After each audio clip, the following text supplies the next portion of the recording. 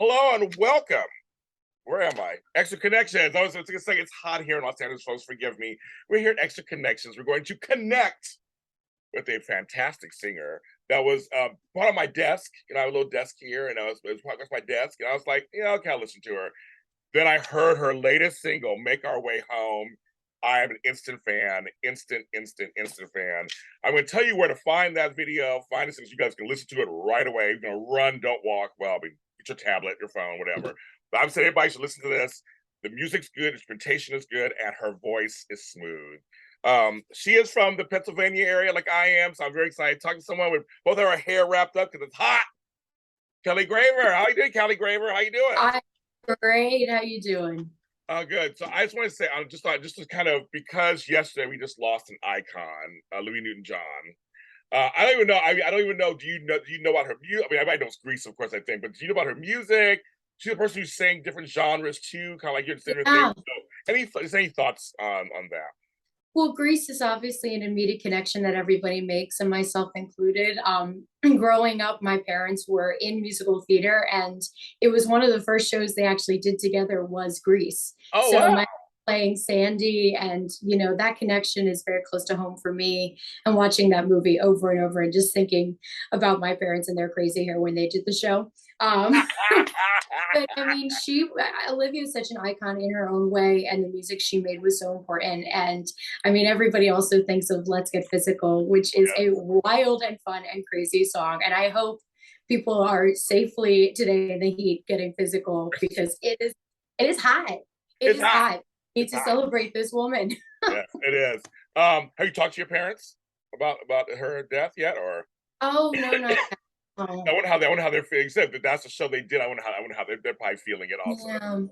Yeah, I wonder. I'll have to give my mom a call. Yeah, I guess I'm curious because I want to just they're probably feeling it. It's a connection. The Greece is big. Greece is such a big connection for everyone. Mm-hmm. Speaking of connections, it is a big thing, and Josh was something very nice to her about her, and that was very nice. And it's like we will always have Sandy. We'll always have. Absolutely, it's one of those shows, Greases, that like so many people will say they don't like musical theater, but they love Grease. Or like it's that and Hairspray. It's these ones that have kind of made it into the musical movie genre. That is a very specific small group, at least kind of in current time. Not back in the day. It was not. It was very regular, right? But now it's a small niche community of movies that are made that are really impactful in terms of musical movies, and for people to feel connected to her in that way, I think is a really special place that she's made in history. You bring up a really good point, Callie, about musical theater and musicals, because I think as of late, they're kind of getting back into people mainstream with Hamilton obviously started it all. I believe that started. Well, maybe Lion King. There's a few of them that were so huge. Yeah. And now it's okay to kind of like musical theater, but isn't that kind of funny how it's like now it's kind of come back around? It's cool again. It's cool. Cool again. Okay, I like that. Did you do musical theater growing up? Oh yeah. I was not the dancer. That was the big of the problem. The singing part, I could totally wrap my head around, and I love that part. Some of the acting, I'm sure, was very dramatized because I was a teenager, and just trying to put the lines out like like anybody I'd seen. But it was the dancing that certainly held back my Broadway career, or lack thereof. But I mean, singing musical theater it's a huge stepping point for a lot of singers to get their feet wet with new music and kind of trying different things out with their voice, because they're using so many different techniques kind of based on the genre of the show and the style. So yeah, I am a musical theater baby. And even like when we were making this music, my producer Ben, he'll comment on something if I use a little vibrato, or we talk about like taking a pause for a dramatic effect. He'll be like, all right, Barbara Streisand. All right. And I'm like, that's fine. People want it. It's fine. If it's good for Babs, it's good for you. Right. That's right. If it works for Babs, it'll work for me. Yes. She's like, yes, on a clear day, I can see forever. That's right. That's right. I know, I love that. Well, no, because I've done a few musical theater things back in the day. Yeah. Luckily pre social media. So if there's any videos out there, don't show them. Right. But no, but I found that singing songs that are actually part of us. Well, all songs are a story, right? Yeah. But it's different. You're right, but it's different when it's in an actual concept story. Yeah. Sing them, what you do, I mean, how do you emote them, everything, right? Isn't it, right?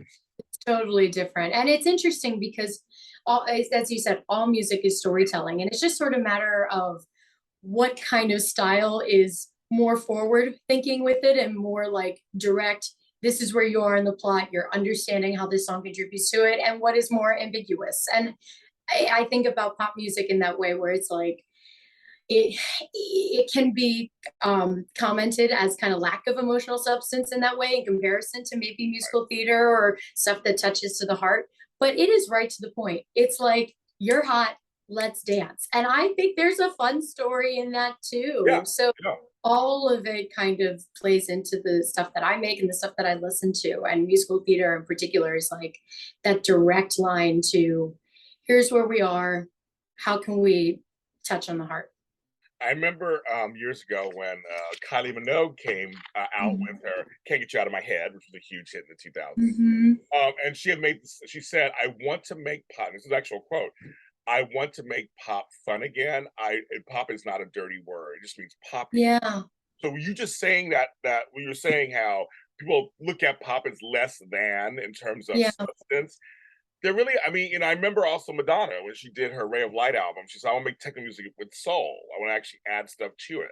And I think it can be done in pop music. I mean, I think there's a lot of pop songs that actually are deep and meaningful. And there's other songs you said are to the point, which is kind of like life. Not everything's deep and meaningful 24 hours a day. Right. That would be tiresome. But yeah, it would. If we had to be on all the time, emotionally on, I am emotionally on about like 11% of the day. And that's probably a high percentage. Just trying to make it through. Yeah, we'd be fast friends, Callie. No, but seriously, I just think that there is story in that too. It's a quick thing too. We were just talking about let's get physical. She's talking about getting physical with somebody. There's a story in there too.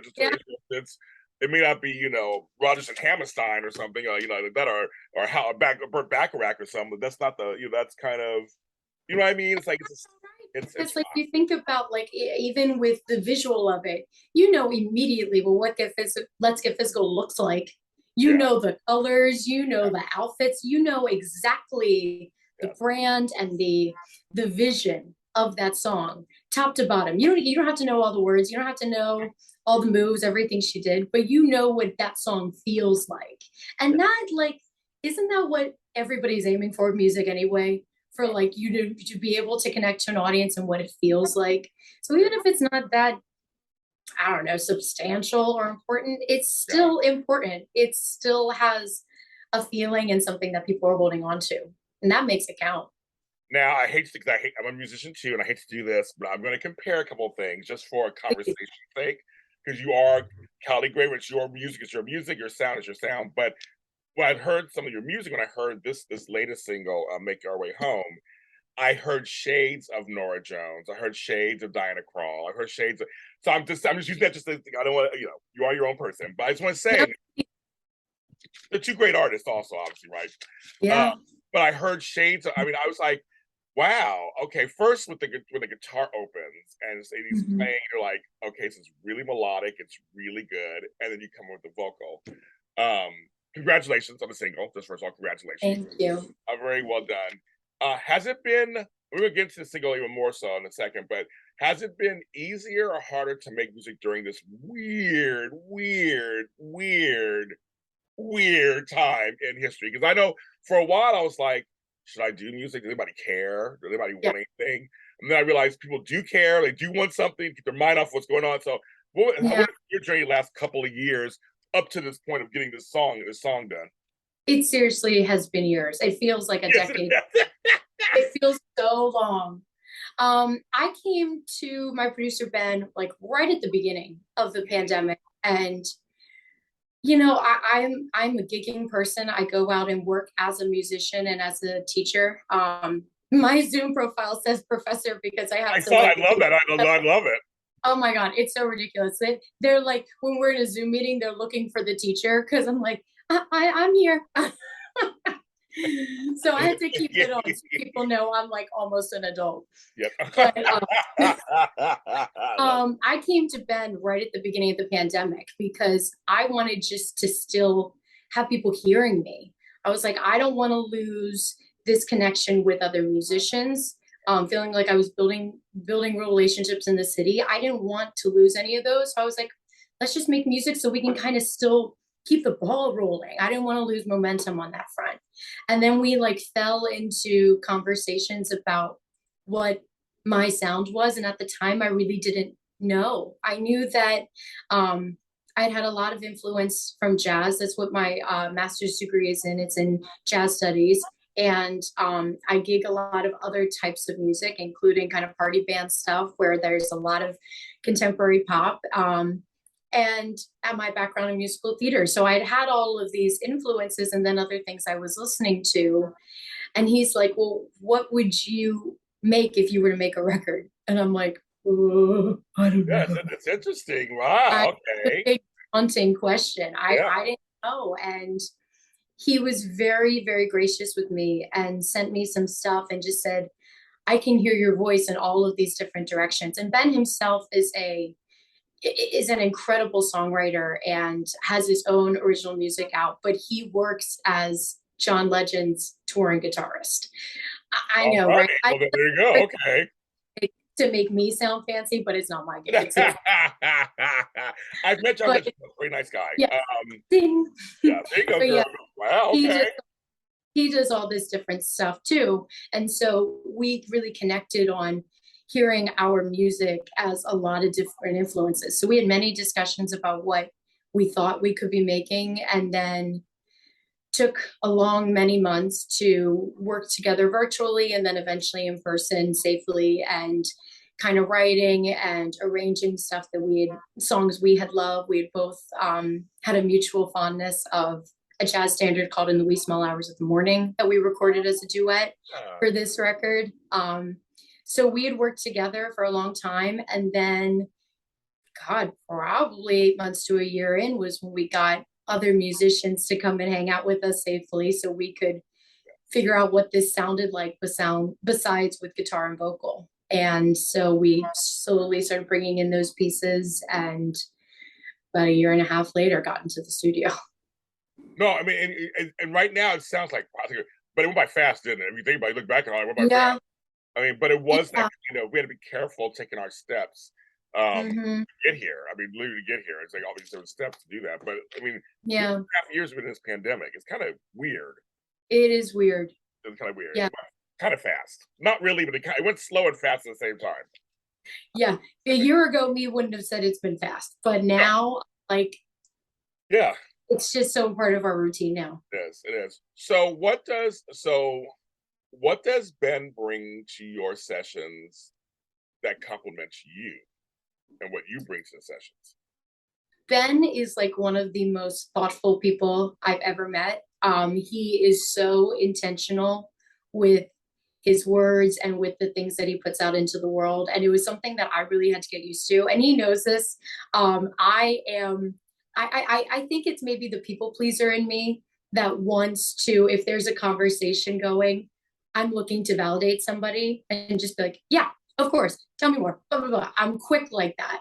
And as a gigging person, you're also on your feet in that way, because you're looking to make sure that the people know you hear them and you're contributing to what they're doing. So there's always this really fast interplay that I've been very accustomed to.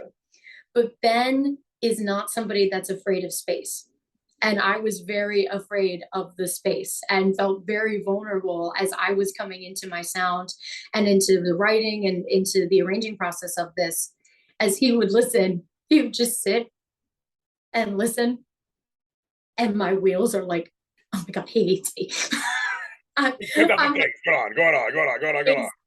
And I had to really come into my security with that and know that if he's taking the time to listen, it's because he really wants to listen. And that's been a whole journey for me, kind of forming that into my own listening journey and my own process, and also knowing that that's how people are going to, how I want people to accept my music, to really take the time to settle into it and hear the nuance in the story and the nuance in the musicianship. So that's been an interesting journey for me. I think that's also a coming of age thing, getting used to, like, people are going to take their time and you have to be patient with it.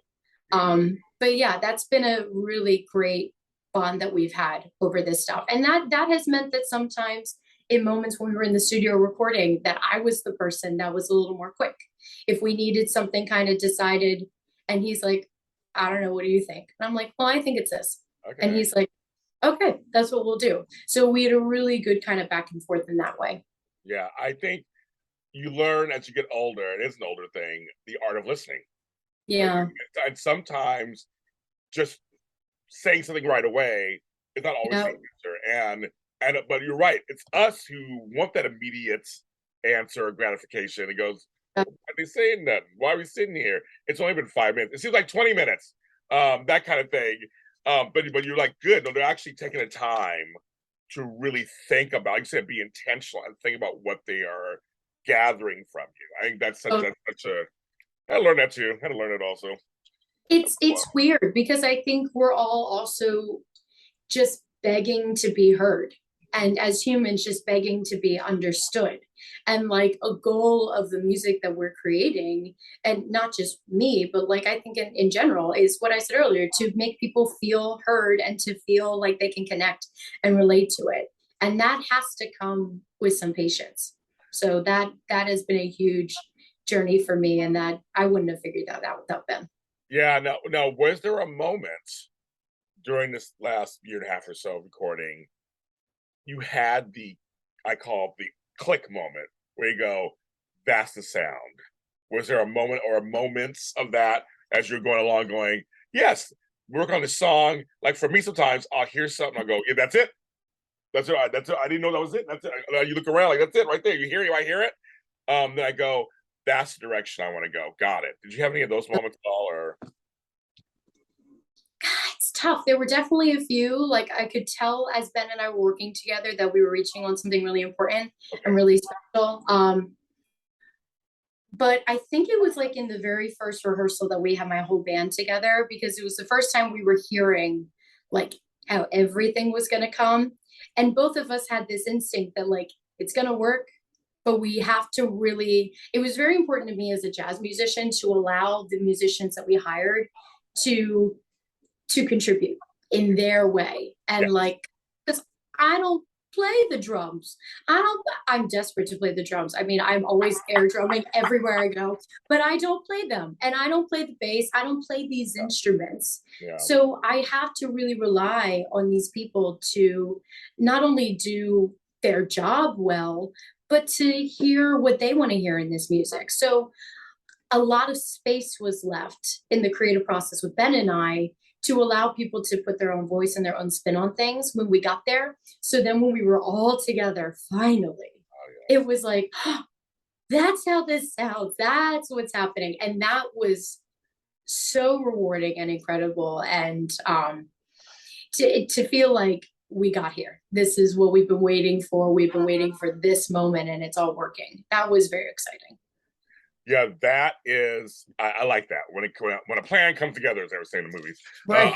I know I do. I like that when you hear you go, oh my goodness, because you do have to, even in other genres too. You have to have musicians have their moments in a song, and kind of, and it all adds to it. It all adds to the song. And you go, I like that little touch you did with that over there, and okay, and that's what good too over there, and and it's still within the framework of what your vision maybe is, or maybe expand your vision sometimes. You go, oh, I never thought of, keep that in there. I like that. I never thought of that before.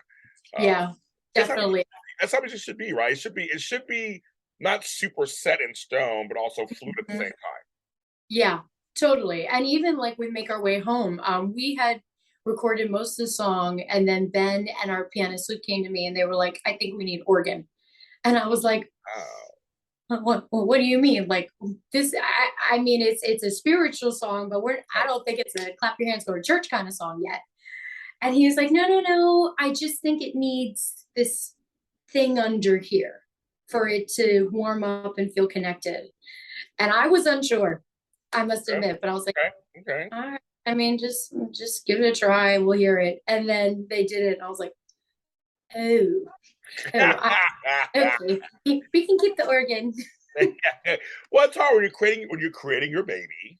Mhm. And someone comes in and says, I can make your baby better, or I can fix your baby. You're like, what? Excuse me? I mean, you know what I mean? Like, it's kind of, I mean, it's crazy. But I mean, I understand what you mean. You're like, well, okay, we can always say, Charles, let's see, we'll try it your way, see what happens. Right. Doesn't work, yeah, it's fine. But if it works, like you said, which it does work in the song. Yeah. Do you get nervous putting out music? Oh my God. I get a little nervous. Yeah. Yeah, I am a big old baby about it. The only other project that I have out in the universe that is mine is a Christmas record that we made in 2017. And that was a process that was very quick. Oh. And like we began in September with some arrangements that I already had, and the plan was to get it out by like right after Thanksgiving for Black Friday. And so that was like a speed race. And there was less emotional attachment then because it was just like, you do it, you get it done. And if people like it, great. And if not, we committed 2 months of our life and you move on. Yeah. But this has been so different in that front for me, so much more intentional and emotional and vulnerable for me that, yeah, I get nervous. I want people to like it. I want people to connect to it as much as I have. I know people won't, hold it quite as close to their heart as I do, but I do want people to like it. It makes me nervous. Shay doesn't want me to be, but I'm a number watcher. I can't turn off the stats and the analytics. I need to. It is so bad. Yes, you do. It is so bad. I don't think anybody should do it, but I can't help it. I am a watcher. Yes. So yeah, it is nerve-wracking. You want people to like what you make. And for me, as somebody that really was unsure about what my sound was going to be for so long, I think people really thought if I were to put out original music, it was going to be very straight ahead jazz because I go out and gig a lot of that. Yeah. And so that was a part of our conversation, Ben and I, like, how do we contribute to maybe what people think they want to hear from me so they feel connected, but also like this is new and this is fresh. Yeah. I didn't want to make a record that was total straight ahead, me just singing standards. And there are standards on this record, but they're reimagined and they sound really different than how maybe I would have performed them live with the jazz trio. Oh, okay. But yeah, I was feeling really unsure of that. And there's still a little of me that feels concerned isn't a fair word to use. I'm not concerned, but it does make you feel insecure and curious to how people are going to perceive it because I'm seen in multiple different ways as a gigging person. To a group of people, I do party music. To a group of people, I do jazz. To another group of people, I do classical choral singing. So they're all getting different sides of me. And I know how much that contributes to the music, but they're going to be like, who's this? Yes. I don't see this girl when we work together. Which is okay. Yeah. No, seriously, no, which is, I mean, there is that fine line of just being who you are. Because every song, every album is a timestamp of where you are. And maybe where you are is a couple of party songs, a couple of jazz songs, and a choral arrangement. You know what I mean? Mm-hmm. That could be that's where you are right now. And so people need to come meet you where you are and go, oh, okay, this is interesting. So she went this way and it's good. I like it. I didn't expect this. I mean, I guess that's one thing we have to do too, is like as artists, and it says people pleaser artists, please give me some attention. We're all obviously in this business for that, clearly, folks. We want attention. But to go that balance of I want to put out what I want to put out. I want to be as creative, fully creative as possible. Yeah. Not the best possible product in this time period versus we do 6 songs the way that everybody's gonna want me to do them. I know they're gonna like it and blah blah. Yeah. But it's almost robotic and unimaginative in some ways. If you did put out, if you put out an album of jazz, just that's it, because you wanted to and you were intent, that's fine. But if you did it because you know, it's just like it's not the same. Yeah, and it's so interesting because I really value the balance between how people commercialize what they do for the sake of their audience and what you do that is creative for you and for your band. And I noticed that in particular in the discussions I've had with my students that are singing jazz, because a lot of people that are coming to hear live vocal jazz think they're hearing Sinatra. They think that they're getting a very crooner nightclub approach that's like a, hey, how you doing kind of thing. And that has so much value, and it's completely shaped how jazz vocals are performed, you know, and for the good and the bad. And there's performers like Frank who do that routine, and then you listen to someone like Betty Carter. Yes. Her ass is all over the place, and it is fabulous. Like, she is everywhere when she sings. And I think that the balance that can be struck for singers, and why this gets complicated emotionally for people, is that singers are already looking for their way in with an instrumental group in a gigging world.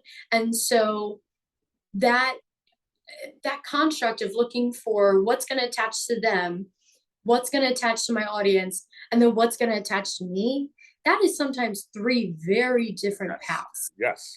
And those are discussions I have with my students a lot, because you can lean into just one. That can be your decision to lean into one and really know that that's what's important to you. But you got to do it like very fiercely and very firmly, so you know that what you're making is true to what you want to make. And I think that sometimes, as I've been thinking about this music, it's been an interesting journey in that I know this is the truest to what I want to sound like and what I want to make that I've ever really felt. And that's very exciting, and it feels like me, but it also feels like Philly. It feels like contemporary jazz. It feels like the people that I gig with. So I feel benefited in that it naturally feels like those places. But I know that to be a really big journey for people as they're making original music and as they're gigging out in the world. So it's been a big part of my story. I love it. I mean, oh my God, you got me excited. Okay, so I know that because jazz is such a not as well understood genre. So some of the genres are out there, and there are folks who may hear jazz and hear Ella Fitzgerald or Rosemary Clooney and that kind of stuff. Yep. But then they forget there's Al Jarreau, there's George Benson, there's that kind of jazz too. Patty Austin did a few jazz things. Like there's a whole range there of jazz. You know, Bobby McFerrin and so things. There's all kinds of stuff that's out there, and you know, and of course Quincy Jones is a major through line with these people. But you know, because we love Frank, I love Frank, but his delivery is very specific. It's very, very specific. Some of his songs, he talks through them, so to speak, more than sing. You don't realize that. This is a song. I love him. I'm just saying, I just kind of but you have folks who will be scatting over here. You have folks that do so. It's like there's some people who do jazz, also jazz. And I said, I was mentioning Diana Krall and Nora Jones kind of brought it back again also, and their thing. But you have Bonnie Raitt who's done some jazz stuff. I mean, it's like it is all over the place. I mean, like, it's not just it's. And I love Betty Wright. I also love her also. But there's all kinds of jazz, and I think I'm glad you said it, because I think for this show, people watch it also. There's all kinds, and a lot of people think they can't get into it. That's I just named like 6-7 artists you all know out there that you get into. And plus, you mentioned Philadelphia, and so for me, it was Gamble and Huff. It was a whole Philadelphia sound, 70s. You know, it's all, you know, it's like LTD and Harold Blooming and Blue Notes. You have all that with all the strings, the whole strings thing. It's very Philadelphia. And then you got Neil Soul, Jill Scott, and all that came later. So I mean, you come from all these rich histories in there. I mean, you know, she knows all this stuff because she went to school and she lives it. But I'm just saying, I want people out there who watch this also. Here's your little lessons for you. Just you got to think, I don't know what jazz. There's a whole like subgenres and parts of it that are not just what you possibly think is not listenable. Yeah, absolutely. And I think it can be an intimidating genre for people to get into, because it's it's based in improvisation, which makes people feel like as if they're walking into a live setting, they're like, what do you mean? They're just going to wing it? And I'm like, well, yeah, kind of. Some form, but it's still control. It's still techniques being had. I mean, it's like yeah.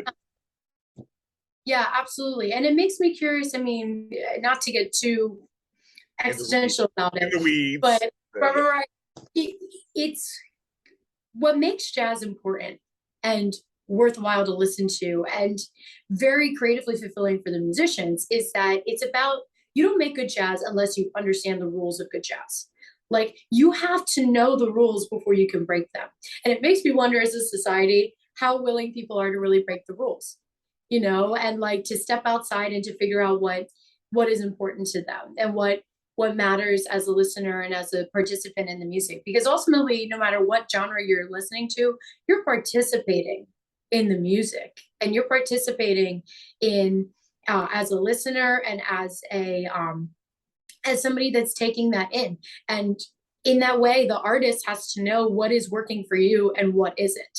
And what gets tricky is that jazz is one of those mediums that sometimes people hear just a little and they're like, all right, I'm done. No, I know. Seriously, they do. Yeah. And I'm guilty. There is a lot of free jazz that I'm like, all right, this is for you and not for me. Yeah. Right. So that it gets a little complicated in that way. And it's definitely an effort that I wanted to make for people to feel like they could listen to my stuff and not feel isolated, not feel like it's too intellectual or feel like they can't get to it. Because jazz is an intellectual type of music, and it's changed the collegiate world in such a way that like I went to University of the Arts, and our undergraduate degree is technically a jazz studies program, my degree being in vocal performance, but all of the music theory and stuff that I took was jazz based theory. You know, we weren't analyzing Bach and Mozart in that way, and there were some instances, but it was jazz solos, it was Coltrane, it was those kind of things. So it's a very intellectual art. Yeah, maybe a lot of the listeners are a little heady in that way, but the storytelling behind it truly can be unmatched.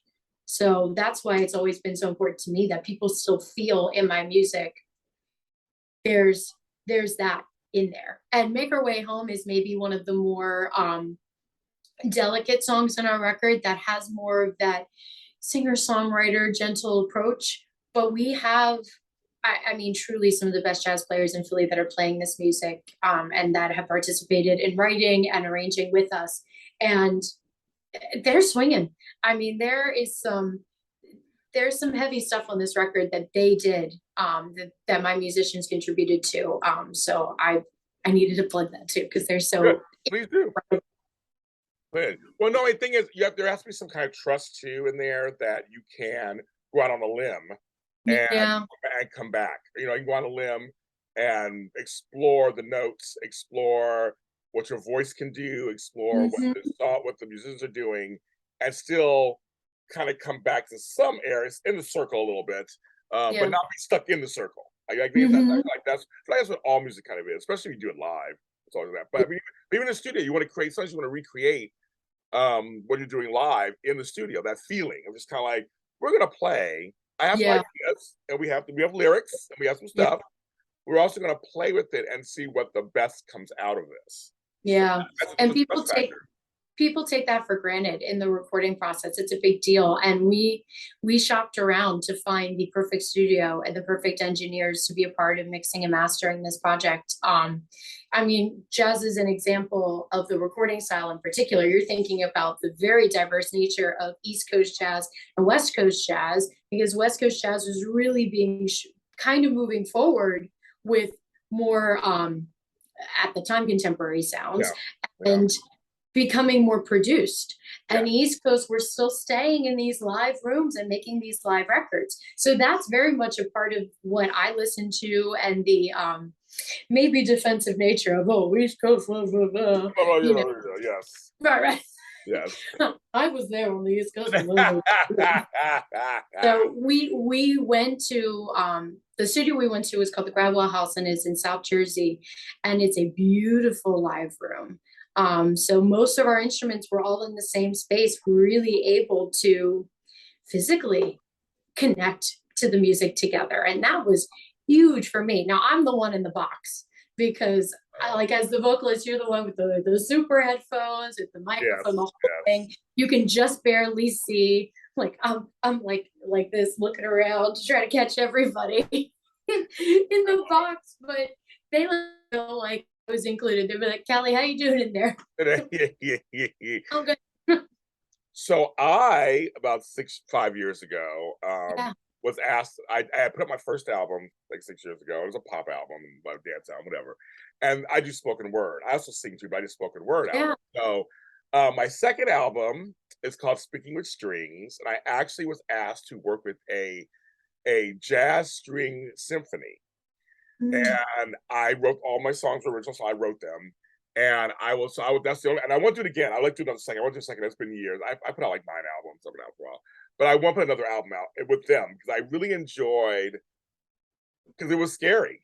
I was yeah, excited and scared, and they were like, James, we love your voice. And it was very successful for me with the older crowd. They really liked my voice.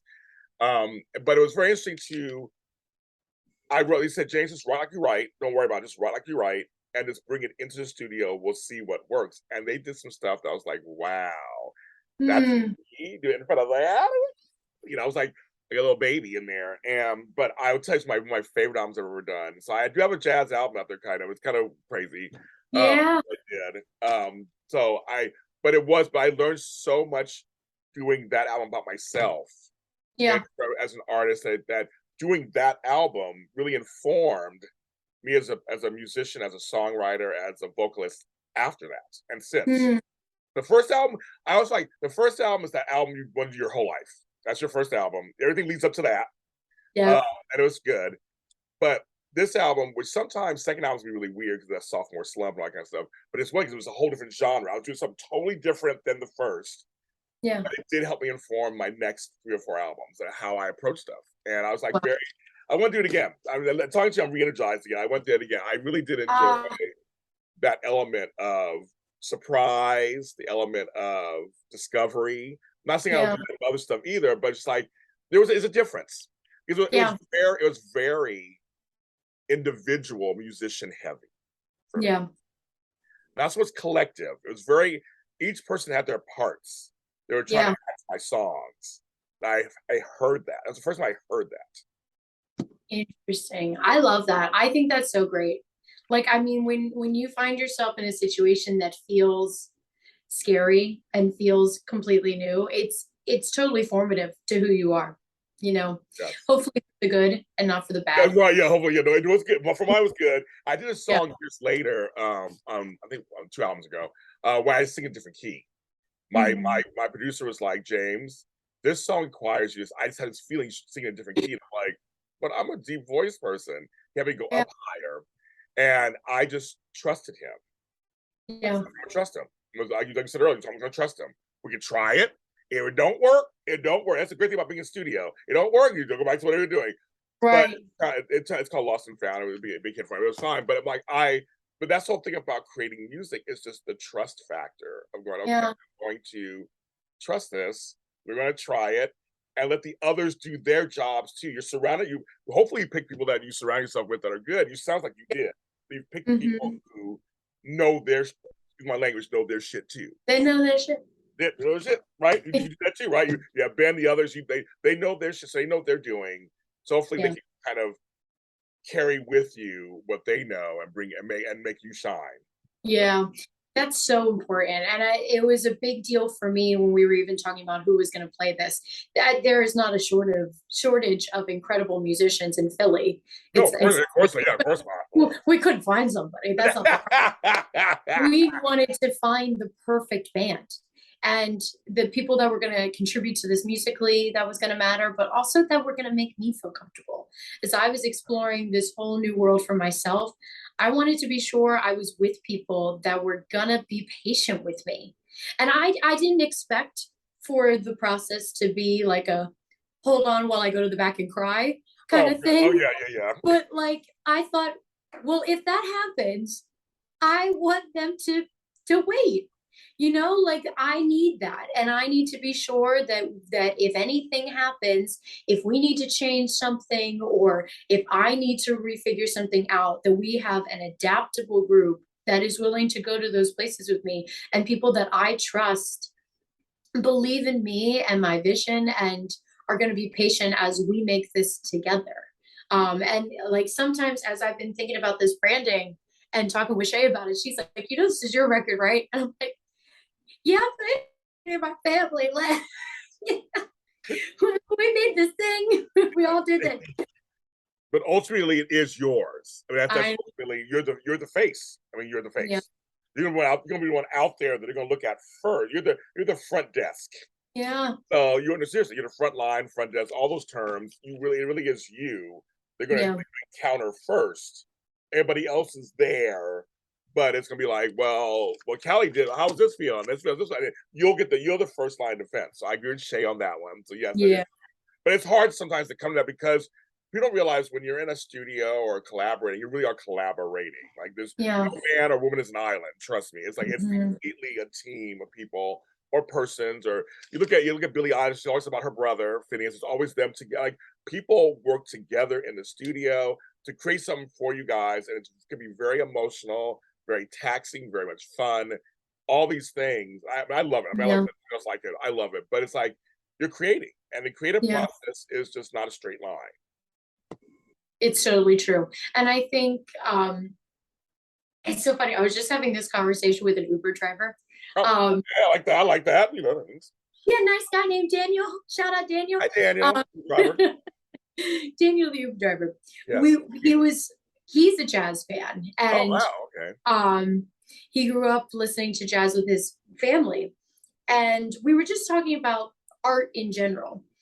And he said something to the effect of, well, art is like all around us. So how do we convince people that something that's so valuable and important to us, how do we convince it to be valuable and important to them?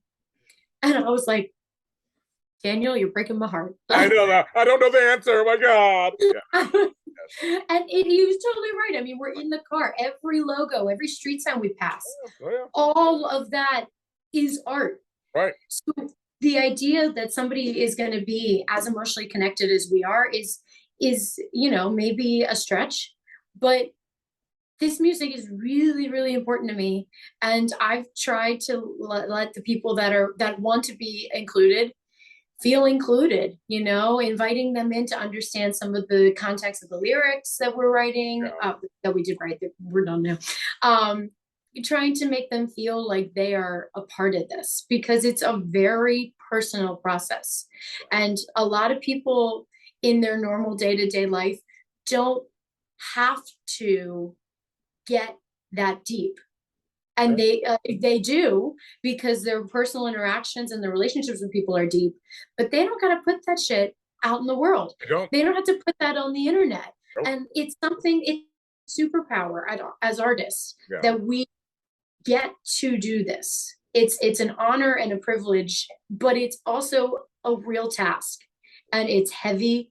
And whether the emotional content of the song is maybe really personal to you or not, it is still the journey of you making that music for somebody else.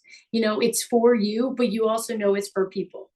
And so I just have found myself feeling like I want people to relate to this, and I want people to feel connected to it. And if they're not, I guess that's all right, but I sure hope they are. Oh, there too. I connected to it, and the song is Our Way Home. And Facebook is Calli Graver Music. I'm putting all stuff in the descriptions. Instagram is Calli Graver. Website is calligraver.com. That's CALLI Graver.com. Also, she's on YouTube. I'm following on YouTube now. Also, tell me where they can follow you on YouTube. I like the name. Yes. About my name on YouTube. Is that what you said? Yes. Oh, why does it say Callum Mazooster? Yes, I love that. Like it's such I know it's a pun of sorts, but I love it.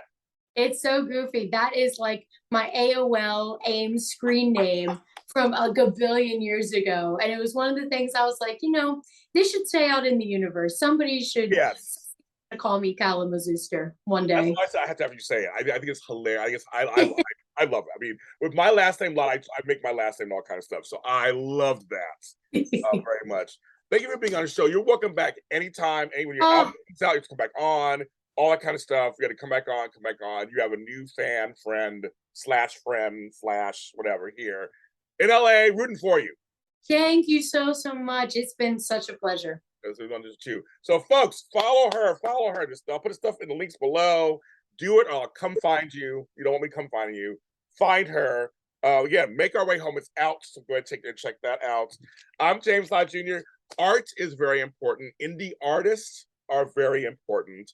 Yes, big names are great, but check out some others. And sometimes when you're on certain platforms, they'll say, if you like this, you might like this. Well, click on it once in a while and see what's going on. You may find something really good from artists who are working hard to fulfill their dreams and bring you good music. There's a lot of music out there that's not from big names. So let's make them all big names and support them. The arts in schools, very important. We got to do that. We got to have arts, music, painting, dancing, singing, everything very important in schools. And let's not take that out. It's good for development, especially today with all the COVID stuff happening and social stuff happening. We need to have that in schools. It starts young. I remember my experiences as I was a child up until now. It's enriched my life. So I want to support that also. Connect with others, connect with yourselves, have compassion, and we'll see you next time.